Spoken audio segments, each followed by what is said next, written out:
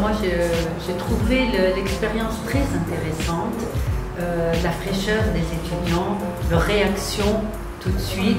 et en même temps d'arriver à poser de vrais problèmes, un peu peut-être philosophiques, architecturales, philosophiques, par rapport au thème mené. Et je pense que c'est intéressant pour nous et c'est une ouverture d'horizon pour eux, pour voir que l'architecture, c'est pas simplement faire un croquis, mais c'est de se poser des vraies questions, des questions de vie, des questions de futur, des questions beaucoup plus profondes. Moi, je trouve que c'est une très belle initiative, le fait de se mettre, bon, peut-être, bon, je m'estime pas qu'on est mais on est quand même des architectes qui ont chacun au moins une trentaine d'années d'expérience, et le fait d'être en contact avec des jeunes et de parler de l'architecture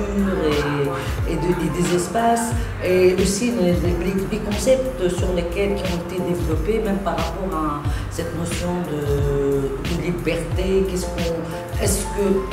l'architecture est synonyme de liberté et de geste architectural?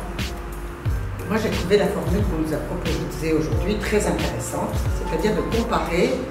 deux méthodes d'approche de l'architecture. Là, il se trouvait que c'était deux cas de femmes, donc ça c'est d'autant plus intéressant parce que le problème de la femme architecte se pose aussi, et comme je l'ai dit tout à l'heure, il y a eu récemment une réflexion dans une revue d'architecture tunisienne, Archibat, sur la femme architecte, deux manières de réagir. Une manière qui est la manière un peu star, internationale, moins référencée à sa propre culture, puisque Zaha Hadid est quand même d'origine irakienne, mais elle s'est mise à une échelle totalement internationale. Et l'histoire de Salima Neji, qui elle, au contraire, née en France, de mère française, et qui s'est vraiment complètement impliquée dans l'histoire des sourates marocains, leur architecture, leur compatibilité avec la société et la nécessité de les sauver. Et je pense que ça va être fructueux parce que c'est Polytech, c'est ça, devrait continuer à